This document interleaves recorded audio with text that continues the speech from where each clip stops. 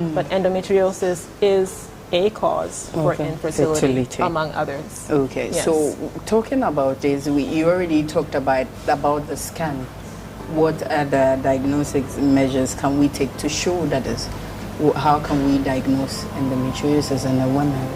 The first and most important one is the medical history. Okay. So when you see your physician, if there is a suspicion of that, or even just, let's say you go for your routine checkup, generally we will ask certain questions if there are problems with the menstrual cycle, and we will try to elicit any of the symptoms that I just mentioned. Yeah. Pain during the menses, how bad is it? Do you have to miss days from work? Do you have pain from intercourse, etc., etc.? The next would be the actual family history. Okay. So trying to see, do women in your family have menstrual problems? What is the nature of those problems? Then we move on to the physical examination. With the examination, we do an abdominal exam, so we feel if there's pain in any areas when we press. Okay. The pelvic examination, which I had talked about the well woman visit and the gynecologic pelvic exam before. In doing the pelvic examination, we do a bimanual exam. So that's where we put 1 or 2 fingers into the vagina and then also use the opposite. Okay. Depending on the extent of endometriosis, if it's very mild, I may not feel anything at all. Okay, because like I said, the endometriosis can be very varied. Sometimes it's just too superficial and I won't feel anything. If it's deep endometriosis, and I'll get into these terms a little bit later, superficial and deep. If it's deep endometriosis, it usually has started to cause scarring that's in the pelvis. Is not supposed to be there.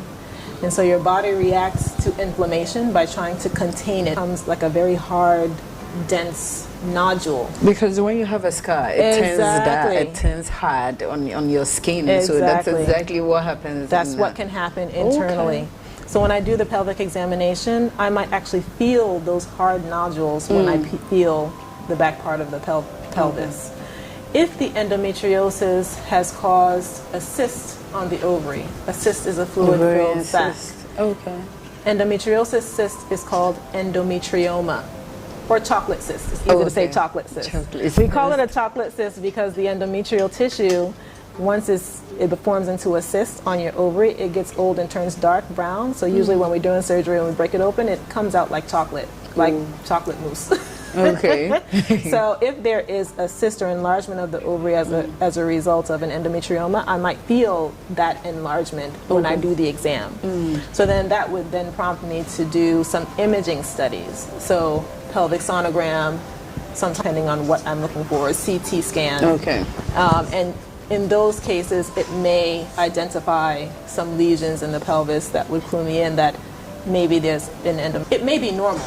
Okay. That doesn't rule out a diagnosis of endometriosis. Oh. It just means that the endometriosis is not forming either a cyst or it hasn't caused a dense, nodule of scar tissue that can actually be seen on the scan. This is very true because I think I have a relative who was going through to the hospital to check this. He didn't find what was wrong with it.